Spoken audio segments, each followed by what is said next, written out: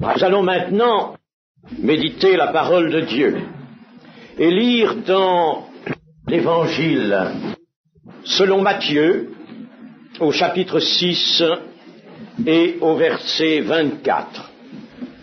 Il est toujours bon de revenir à ce merveilleux sermon sur la montagne. Chapitre 6, verset 24 de Matthieu. Nul ne peut servir deux maîtres, car ou il haïra l'un et aimera l'autre, ou il s'attachera à l'un et méprisera l'autre. Vous ne pouvez servir Dieu et Mammon. C'est pourquoi je vous dis, ne vous inquiétez pas pour votre vie de ce que vous mangerez, ni pour votre corps de quoi vous serez vêtus. La vie n'est-elle pas plus que la nourriture, et le corps plus que le vêtement? Regardez les oiseaux du ciel, ils ne sèment, ni ne moissonnent, et ils n'amassent rien dans des greniers, et votre Père céleste les nourrit. Ne valez-vous pas beaucoup plus qu'eux? Qui de vous, par ses inquiétudes, peut ajouter une coudée à la durée de sa vie? Et pourquoi vous inquiétez au sujet du vêtement? Considérez comment croissent les lys des champs. Ils ne travaillent ni ne filent. Cependant, je vous dis que Salomon même, dans toute sa gloire, n'a pas été vêtu comme l'un d'eux. Si Dieu revêt ainsi l'herbe des champs, qui existe aujourd'hui et qui demain sera jeté au four, ne vous vêtira-t-il pas à plus forte raison, gens de peu de foi? Ne vous inquiétez donc point, et ne dites pas que mangerons-nous, que boirons-nous, de quoi serons-nous vêtus, car toutes ces choses, ce sont les païens qui les recherchent. Votre Père céleste sait que vous en avez besoin. Cherchez premièrement le royaume de Dieu et la justice de Dieu, et toutes ces choses vous seront données par-dessus. Ne vous inquiétez donc pas du lendemain, car le lendemain aura soin de lui-même. À chaque jour suffit sa peine. Amen. Le sermon sur la montagne, merveilleuse charte de l'Église, comme on l'a souvent dit, et combien c'est vrai. C'est Jésus qui enseigne ses disciples. Il y a autour d'eux la foule est là, mais c'est aux disciples qu'il parle. C'est le portrait des disciples, tout d'abord dans le chapitre 5, au début, dans les béatitudes, qu'il brosse le portrait de ses disciples. Et ces disciples, c'est déjà la petite église en formation, et la foule, c'est là que l'Église va puiser pour s'accroître et s'étendre. C'est le Christ qui enseigne ses disciples, il nous enseigne nous aujourd'hui, il enseigne ceux qu'il conduit dans l'éternité. Le Seigneur nous conduit par ce chemin, cette route qu'il a frayée lui-même, selon Ésaïe 35, il nous conduit à la cité de Dieu, vers l'éternité. Nul ne vient au Père que par moi. Il faut aller au Père. Et il faut aller au Père par lui. Il nous conduit dans l'éternité. Écoutons donc sa parole. Un seul maître, nous dit d'abord le Seigneur Jésus. Nul ne peut servir deux maîtres, car ou il haïra l'un et aimera l'autre, ou il s'attachera à l'un et méprisera l'autre. Vous ne pouvez servir Dieu et Mammon. Jésus venait de dire précédemment, n'amassez pas, ne thésaurisez pas. C'est-à-dire, ne laissez pas votre argent ou vos possessions ou tout ce qui vous est cher sur la terre devenir votre maître et que votre argent ou tout ce que vous possédez vous serve, certes, et que vous soyez maître de cela. Non pas ton argent étant ton maître, mais toi, le maître de ton argent, dans la mesure où tu en as. Ceux qui ont choisi le royaume de Dieu par la foi ont choisi entre deux voies, et ils ont choisi entre deux maîtres, entre deux dieux, le faux Dieu et le vrai Dieu. Seul le vrai Dieu, bien sûr, justifie et donne accès à l'éternité, au royaume de Dieu. L'autre, le faux Dieu, c'est Mammon. Ici, le Seigneur le nomme Mammon. C'est le Dieu de la richesse, c'est ce lucre, ce désir de lucre, de gain, qui s'accroche au cœur de l'homme, qui conduit l'homme, qui le gouverne. Comment pourrait-il appartenir à son Dieu s'il est gouverné par cette soif, ce besoin de gagner, de prendre, toujours l'idée de prendre, et c'est cela qui anime les hommes, l'idée de profit, l'avidité au profit, et aussi dans le mammon. Il y a la recherche du confort, de ce confort dont on aime jouir. Tout cela tient le cœur de l'homme, tout cela remplit le cœur de l'homme. Il n'y a plus de place pour un autre maître. Et Jésus constate une impossibilité. Nul ne peut servir de maître. Nul ne peut. Celui qui le tente échouera, bien entendu. Aucun partage n'est possible avec le Seigneur notre Dieu. La foi et l'amour que nous avons pour Dieu rejettent le partage. Dieu est un Dieu jaloux, un Dieu exclusif. Il ne peut pas être autre que cela. Il est saint, et qu'il soit jaloux, cela découle précisément de sa sainteté. Comment un Dieu saint, qui est absolu, qui peut seul aimer, qui est seul bon, comme Jésus l'a souligné devant le jeune homme riche, un seul est bon, sais-tu qu'un seul est bon? Un seul, il n'y en a pas deux, un seul. Dieu seul est bon. Et comment celui qui est bon d'une façon absolue, celui qui peut conduire des fils et des filles à l'éternité, à la gloire éternelle, comment celui-là accepterait-il de partager tant soit peu? Vous comprenez bien, c'est une logique spirituelle, mais c'en est une, c'est impossible. Impossible que Dieu ne soit pas exclusif, ce que signifie un Dieu jaloux. Tenter de servir de maître, c'est sûrement échouer du côté du royaume de Dieu. Et hélas, nous avons vu tant d'hommes connaître cet insuccès, véritablement cet abandon de toute grâce de Dieu parce qu'ils n'ont pas voulu imposer à leur cœur, par la foi, le choix unique, le seul choix qui soit à faire, celui de Dieu. La Bible nous parle d'une foi qui fait naufrage, et c'est ça, la foi qui fait naufrage, lorsque l'homme est repris par des avidités qui montent de la terre vers lui, dont bien sûr le diable, l'ennemi se sert pour les retenir, pour les reprendre même, la foi qui fait naufrage. Mes amis, demandons à Dieu que jamais notre foi ne connaisse le naufrage.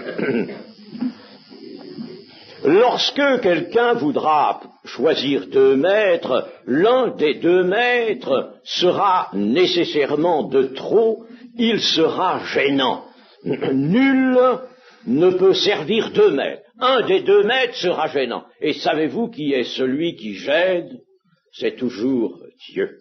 N'est-ce pas? Lorsqu'on se place dans ce partage, soit que appelé à la gloire, appelés au salut, l'on s'arrête en chemin de peur de perdre quelque chose de la terre, de quelque chose de ce qu'on aimait, alors on s'arrête et l'on se dit peut-être vais-je pouvoir quand même donner quelque chose à Dieu, mais je vais aussi retenir ce que j'avais, ce à quoi je tiens, l'idole secrète, comme on le disait tout à l'heure. Eh bien, là, il est certain que ce sera le naufrage quant à la foi, parce que Dieu deviendra gênant, c'est lui le maître que l'on rejettera, en définitive. Et le Seigneur Jésus, nous montrant donc l'impossibilité de servir deux maîtres, et bien entendu, voulant conduire ses disciples vers ce choix unilatéral d'un seul maître, Dieu, le Seigneur Jésus nous parle alors de la confiance en Dieu. Pourquoi sommes-nous souvent attachés à la terre ou à des choses qui sont sur la terre, à des biens que nous voyons, à des avantages que nous avons appréciés, que nous connaissons? Pourquoi est-on attaché à cela? Pourquoi y a-t-il des liens avec tout cela qui nous retiennent? Eh bien, c'est parce que nous y mettons notre confiance. Nous nous confions dans les biens, ou nous nous confions dans des avantages, dans des situations, des positions que nous connaissons sur la terre. Il nous semble que la confiance est mieux placée là qu'elle ne le serait en Dieu. Eh bien, alors c'est pourquoi, dans la suite logique de ce discours du Seigneur, de cet enseignement du Seigneur, il va nous parler de la confiance en Dieu. Et cette confiance en Dieu, il va nous la présenter avec des arguments. Il va employer 3 grands arguments spirituels, bien entendu, mais aussi, on peut le dire, véritablement pratiques, des arguments qui se font pratiques. Le spirituel n'est pas détaché de notre vie actuelle. Personne ne peut prétendre être hautement spirituel, avoir dans le cœur ou dans l'esprit des pensées sublimes, très élevées, avoir une compréhension de la parole de Dieu, et puis vivre contrairement à cette parole dans la vie ordinaire, dans l'existence. Celui-là n'est pas un homme spirituel. S'il est un homme spirituel, sa vie va se mettre au diapason de la pensée spirituelle et des enseignements du Seigneur qui sont spirituels. Mes amis, ne détachons jamais notre vie, notre existence courante, avec tout ce qu'il a fait, tout ce qui la compose, de l'enseignement que nous apporte la parole de Dieu, même de cet enseignement qui nous élève bien haut et qui nous fait regarder vers la sublimité de Dieu, du ciel, n'est-ce pas? Rien n'est détaché. Le ciel et la terre sont réconciliés en Jésus-Christ. Et Dieu connaît notre vie sur la terre. Il y a bien sûr des richesses injustes, comme le Seigneur l'a dit dans une parabole de Luc, des richesses injustes, il le sait. Et nous travaillons au milieu de ces richesses injustes. Mais non pas en vue des richesses injustes. Nous ne pouvons pas travailler autrement que sur la terre, nous ne pouvons pas nous mouvoir et vivre et exister autrement que sur la terre au milieu des autres hommes, mais nous vivons, nous, conduits par la pensée de Christ, conduits par la parole de Dieu, et nous nous dégageons de tout ce qui est attrait du côté de ces richesses injustes. Et voici les arguments du Seigneur Jésus. 3 raisons, 3 grands arguments en faveur de la confiance en Dieu. Mettre toute sa confiance en Dieu et non pas la donner aux biens terrestres. Le Seigneur va nous donner un premier argument. Et cet argument, c'est la vie avant tout. La vie au-dessus de tout. Quel bel argument. La vie dépasse tout. La vie est au-dessus de tout. Il y a certes des hommes qui en font l'expérience. Lorsque ils se sentent harcelés par une maladie dont ils ne viennent pas à bout, les médecins n'apportent qu'un secours bien petit, insuffisant, et alors on sent la maladie gagner, on sent l'approche de la mort. Alors il y a des gens qui ne tentent tout, qui seraient prêts à ce moment-là même à donner des fortunes pour pouvoir retrouver la vie de leur corps, car il s'agit de celle-là, la vie de leur corps. Mais le Seigneur Jésus, lui, va nous parler de la vie véritable, la vie absolue, qui est tout autre que la vie du corps. Elle sera la vie d'un corps. Je dis d'un corps, pas celui-ci. Elle sera la vie d'un corps, mais parce que l'esprit sera vie, parce que l'esprit et l'âme auront été conduits à la perfection de Dieu et rendus inébranlables, alors ce sera la grande résurrection, et nous savons que le salut comprend essentiellement, je dis essentiellement, mais oui, le salut aboutit, disons, essentiellement à la résurrection de corps, dans des corps. Pour Dieu, l'homme est esprit, âme et vie. Eh bien, cette vie véritable, cette vie que Dieu veut donner à l'homme selon son amour. L'amour de Dieu est objectif, très réaliste. Il n'y a personne de plus réaliste que Dieu. Notons pas surtout à la parole de Dieu son grand réalisme et son objectivité. Dieu veut que nous vivions. Son amour, c'est cela. Dieu a tant aimé le monde qu'il a donné son Fils unique afin que quiconque croit en lui ne périsse point, mais qu'il ait la vie éternelle. Voilà le commandement de Dieu, a insisté Jésus ailleurs, le commandement de Dieu, c'est la vie éternelle. Alors, Dieu veut la vie. Et ici, le Seigneur nous présente ce premier argument, la vie avant tout. C'est la première grande raison. Dieu ne nous met pas à l'écart de cette raison, au contraire, il nous l'avance, cette raison. C'est la première grande raison du choix de la foi et de la confiance en Dieu. Ne vous inquiétez pas pour votre vie de ce que vous mangerez, ni pour votre corps, de quoi vous serez vêtus. La vie n'est-elle pas plus que la nourriture et le corps plus que le vêtement? La vie. Même le corps qui est animé d'une vie physique, eh bien même ce corps, il vaut plus que le vêtement, mais la vie, de toute manière, vaut plus que tout ce qui, en général, cause ou peut causer notre inquiétude. Ne vous inquiétez pas. Étymologiquement, on trouve ce sens, ne soyez pas en souci ou ne soyez pas partagés. Le souci, c'est quelque chose qui partage notre pensée, qui coupe. C'est quelque chose qui égare notre pensée, n'est-ce pas? Elle est coupée, elle n'a plus son assise, son unité. Ne vous inquiétez pas. Ne soyez point partagés dans votre pensée. Les inquiétudes, en effet, attirent la pensée de l'homme dans un sens tout à fait opposé à celui où la foi, au contraire, voudrait attirer notre cœur, notre pensée. N'est-ce pas? La foi nous conduit vers Dieu. Eh bien, l'inquiétude, elle tire dans un autre sens. Vous voyez par conséquent combien il faut que nous en soyons prémunis. Et ces inquiétudes provoquent un partage, en somme, un partage en nous entre le ciel et la terre. Alors nous nous retrouvons par les inquiétudes encore avec 2 mètres. Nous sommes encore avec 2 mètres. Oui, il y a Dieu que nous aimons, vers lequel nous voudrions aller.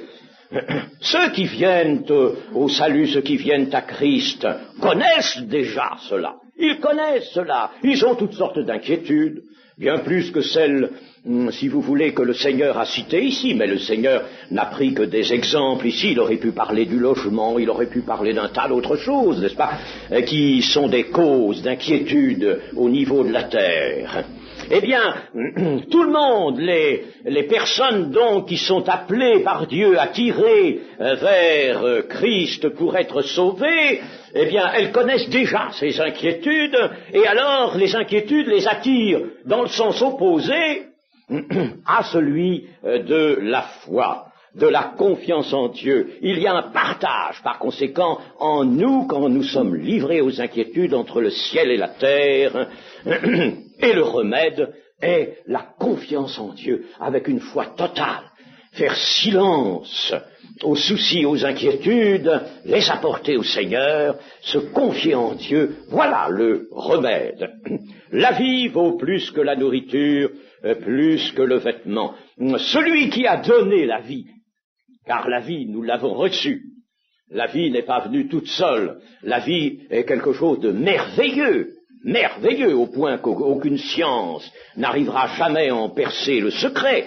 Eh bien, cette vie, Dieu nous l'a donnée, et s'il nous a donné la vie, ne nous donnera-t-il pas aussi le moins, ce qui est moins que la vie? Il nous a donné le plus, il nous a donné ce qui est le plus grand, ce qui est le plus magnifique.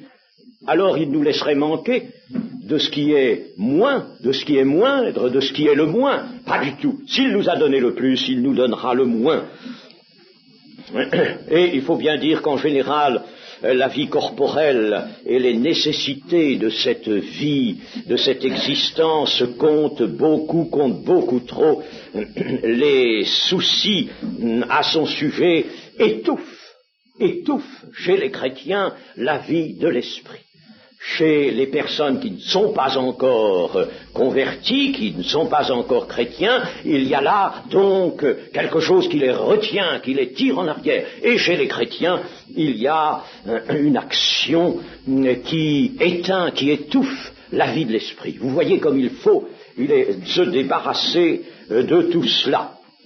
Le deuxième argument du Seigneur en vue de la confiance en Dieu est celui-ci.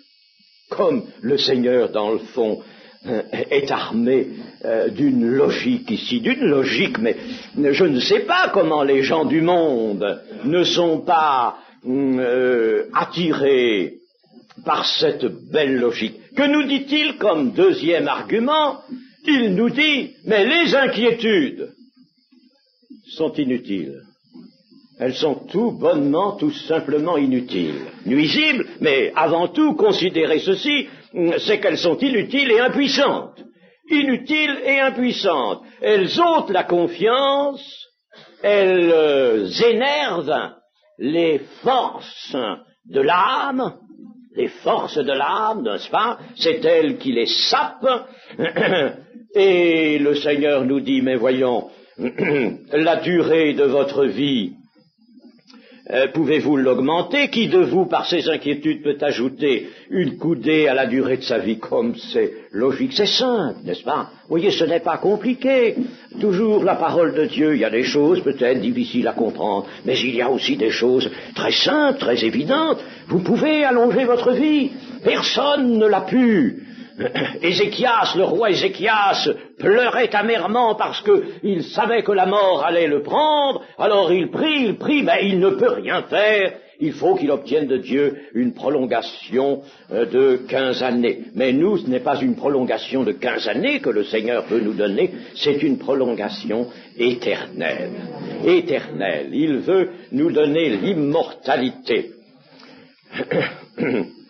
Les soucis ne viennent-ils pas de ce que les hommes oublient ou refusent de croire qu'ils sont tout simplement les créatures de Dieu? Si nous pensons que nous sommes les créatures de Dieu, eh bien, vraiment, nous n'aurons pas d'inquiétude et de soucis. Seulement, évidemment, cette fois-là, vous voyez comme le diable s'est ingénié à la balayer de la société humaine. Et de plus en plus, n'est-ce pas, la foi en Dieu et la foi, par conséquent, en un créateur a disparu, puisqu'on a imaginé, inventé toutes sortes d'hypothèses scientifiques pour barrer le chemin à cette grande vérité que Dieu est l'auteur, notre créateur, l'auteur de la vie. Voilà donc un second argument, n'est-ce pas, qui est revêtu d'une logique merveilleuse. Les inquiétudes, ça ne sert à rien, absolument à rien, c'est inutile et c'est impuissant. Par conséquent, ce ne serait pas sage, ce ne serait pas logique pour l'homme qui se veut sage. Vous voyez comme les inconvertis, vraiment, n'est-ce pas, n'ont pas de sagesse et de logique, même de cette simple logique-là. C'est pas logique, c'est pas sage de se livrer à des inquiétudes qui ne servent à rien et sont impuissantes, nous dit le Seigneur Jésus. Et puis, le Seigneur de nous donner aussi un troisième argument, une troisième raison en faveur de la confiance en Dieu. Il va nous dire ceci, mais voyons, vous êtes-vous quelquefois promené sur la terre, dans la campagne? Avez-vous eu des yeux pour voir, des oreilles pour entendre cette révélation, car c'en est une, qui est dans la nature de Dieu? Ce n'est pas la grande révélation dont notre âme a un particulier besoin, mais tout de même, il y a dans la nature une grande révélation. Alors le Seigneur de nous dire, mais vous n'avez pas vu dans la nature les soins du Créateur pour des petits oiseaux, pour des lys, pour des fleurs, pour l'herbe? Vous n'avez pas vu ça? Vous n'avez pas vu que le Créateur leur accorde des soins? Alors à vous, il ne va pas vous en donner?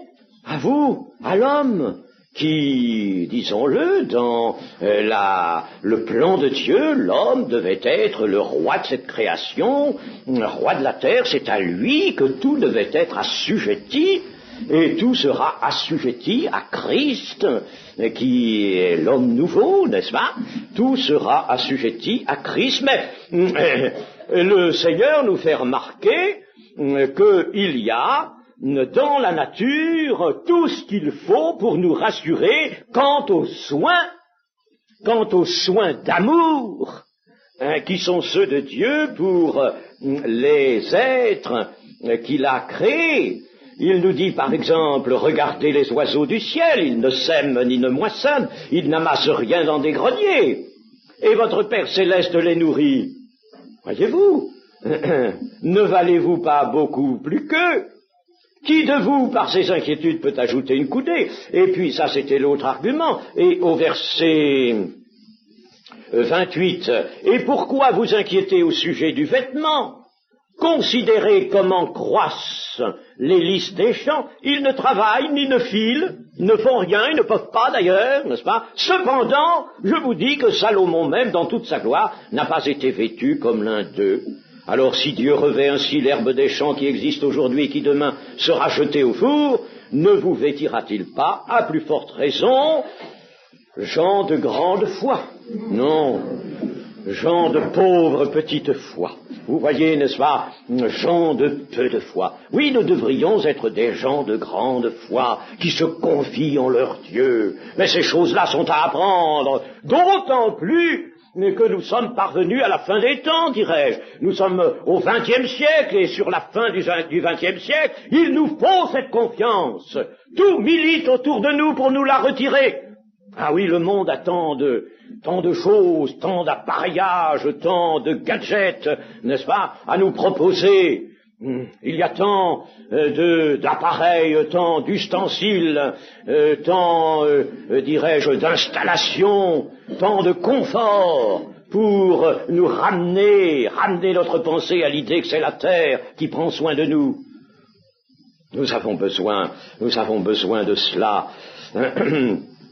De savoir que le Père Céleste nourrit les oiseaux et par l'herbe des champs.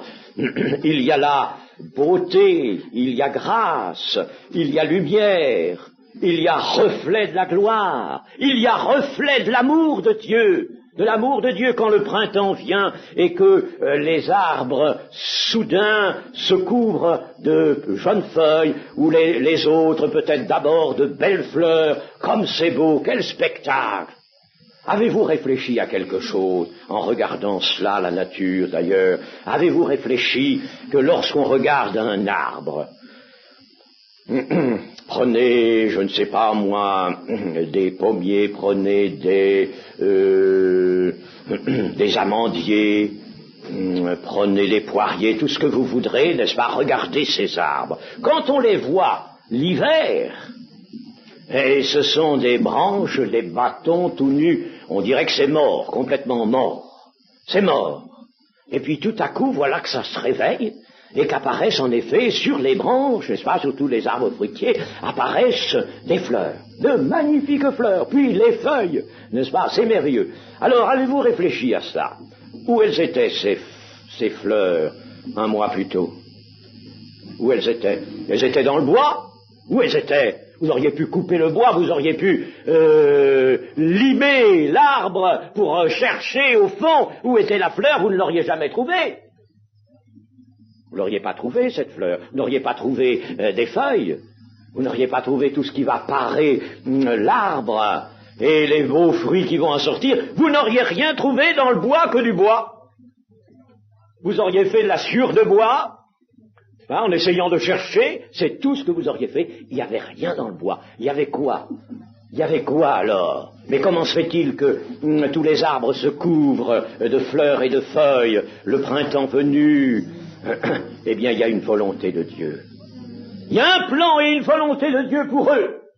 Pour ces arbres-là, ils ont un plan, ils ont une volonté.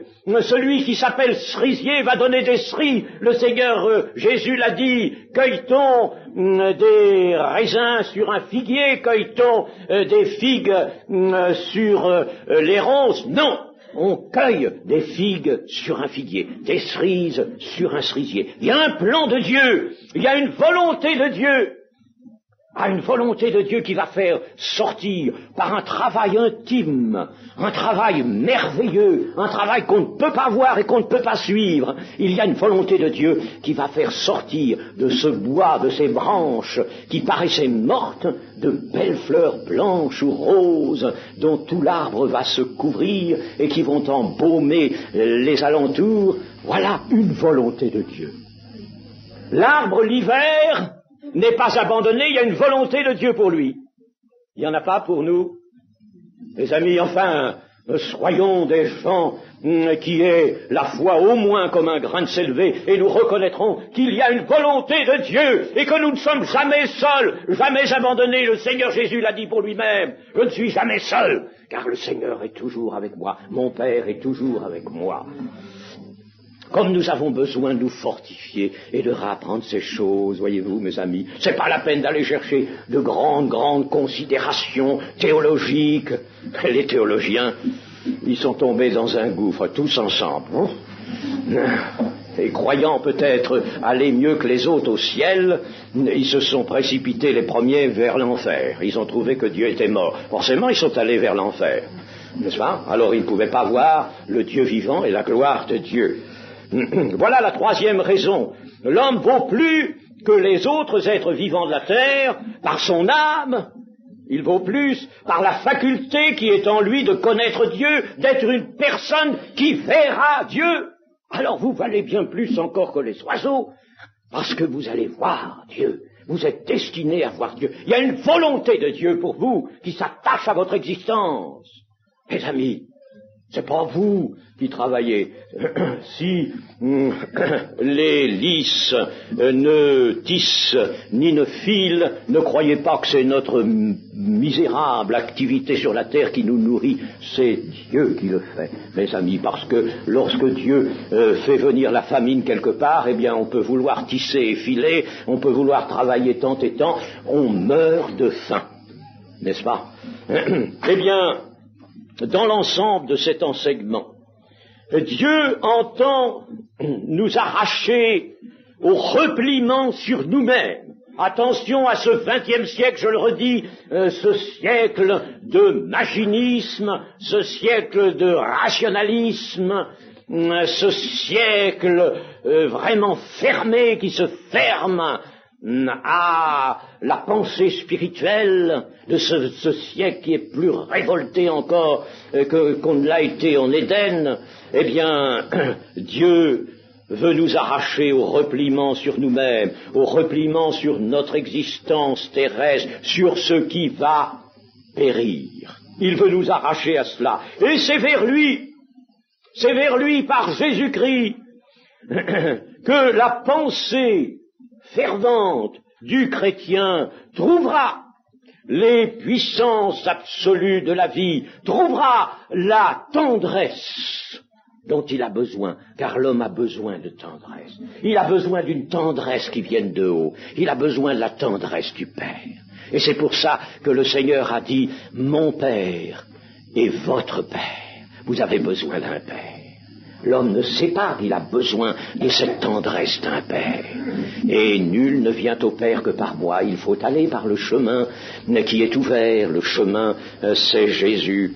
Et le Seigneur de nous dire de donner tout notre cœur au royaume, avec un cœur, bien sûr, une pensée qui ne soit pas partagée, de tout donner au royaume, qui est le but unique et vrai de la vie nouvelle. Cherchez premièrement une recherche du royaume de Dieu et de sa justice, une recherche qui supplante la recherche qui est dans le cœur des païens. Le cœur des païens ne recherche que ce qui est au niveau de la terre, que les choses dont on peut jouir immédiatement, tout de suite. Là, nous recherchons les choses dont nous jouissons déjà dans l'âme, et ces choses, nous allons en jouir magnifiquement pendant l'éternité. C'est le choix décisif que doit faire la foi. C'est l'aspiration de l'amour véritable. Le royaume de Dieu n'étant pas un domaine abstrait ou éthéré, mais c'est le plan et le don de notre Dieu pour les hommes qui l'écoutent et les hommes qui suivent Jésus-Christ. La réalité spirituelle du royaume de Dieu est déjà d'ailleurs présente. Elle est présente, c'est le règne de l'esprit dans lequel nous est donné de vivre maintenant si nous nous convertissons à Jésus-Christ. C'est alors que les caractères de la justice de Dieu se manifesteront dans l'homme de foi de lui-même, comme un arbre fruitier n'a jamais, lui, pensé ni résolu à fournir ou des cerises ou des pêches ou autre chose. N'est-ce pas? C'est le plan créateur qui lui a donné de faire cela. C'est la volonté de Dieu pour son être qui lui donne cela. Eh bien, nous, de même, nous produirons les fruits de justice, mes amis, si nous sommes le bon arbre. Si nous sommes l'arbre que Dieu a vraiment planté dans son champ, dans sa vigne, alors nous produirons de nous-mêmes le fruit de justice. Nous le produirons. Et pas nous qui allons apporter le pouvoir et la résolution, non, le vouloir et le faire. Vous savez que l'épître aux Philippiens nous dit que le vouloir et le faire, ça vient de Dieu, ça. Eh bien oui, parce que notre propre vouloir et notre propre faire, le vouloir de la chair, le faire de la chair, hop, ça s'écarte, ça s'en va, et c'est remplacé par le vouloir et le faire qui viennent de Dieu. Eh bien, nous pouvons dire que, en définitive, le Seigneur a conclu de la manière suivante: ne vous inquiétez donc pas du lendemain, car le lendemain aura soin de lui-même, à chaque jour suffit sa peine. Il a voulu nous dire ceci: les inquiétudes portent toujours sur l'avenir. Si l'on s'inquiète, c'est pas parce qu'on manque de quelque chose actuellement, maintenant. On peut avoir une assiette bien garnie, par exemple, et puis s'inquiéter pour demain, pour après-demain, pour le mois suivant ou l'année suivante. C'est toujours sur l'avenir. Eh bien, mais si le jour présent a été vécu, si nous l'avons vécu par la grâce de Dieu, nous avons rendu grâce. C'est pas un rite, ça, de rendre grâce à table. Nous avons rendu grâce. Pour toutes choses, rendez grâce, nous dit l'Écriture. Pour toutes choses. Rendez grâce. Si nous avons vécu le jour présent par la grâce de Dieu et en rendant grâce, eh bien, les jours suivants pourront être aussi pourvus, ils seront pourvus de tout ce dont nous avons besoin, ils le seront aussi, puisque le jour présent l'a été, et l'a été par la grâce de Dieu. Pourquoi les autres jours ne seraient-ils pas aussi, par la même grâce de Dieu, des jours d'abondance, des jours où rien ne nous manquera? En nous confiant pour aujourd'hui, le Seigneur veut que nous puissions nous confier pour demain, pour après-demain, pour tout avenir qui est devant nous. Si nous nous confions pour aujourd'hui, eh bien, voilà ce que nous dit le Seigneur. Ne vous inquiétez pas du lendemain, le lendemain aura soin de lui-même. À chaque jour suffit sa peine. Avez-vous manqué aujourd'hui de quelque chose? Le Seigneur a posé cette question-là aux disciples. Avez-vous manqué de quelque chose? Ah non, de rien, ont-ils dit.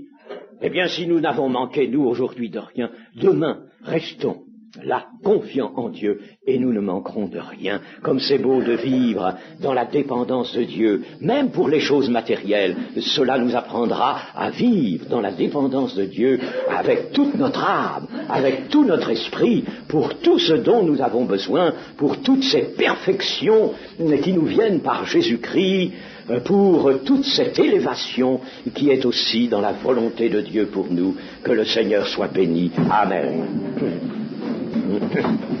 Seigneur notre Dieu, notre bon Père céleste, il est vrai, Seigneur, que tu as des soins merveilleux et attentifs pour nous. Serions-nous ingrats de ne point les reconnaître, notre Dieu? Nous voulons chasser toute ingratitude, toute incrédulité de nos cœurs, et nous voulons par la foi reconnaître que c'est toi qui pourvois toutes choses, ô notre Dieu. Tu pourvois excellemment, tu pourvois magnifiquement, et la vie que tu nous donnes est une vie abondante pour le cœur, et abondante aussi pour le corps, pour tout notre être, ô notre Dieu. Et ce matin, ensemble, nous voulons te louer, te bénir et te manifester notre reconnaissance de tous tes bienfaits, de tes bienfaits incessants pour nous, chaque jour renouvelés, ta bonté renouvelée chaque matin. Oui, Seigneur, nous te croyons et t'en rendons grâce dans le nom béni de Jésus. Amen.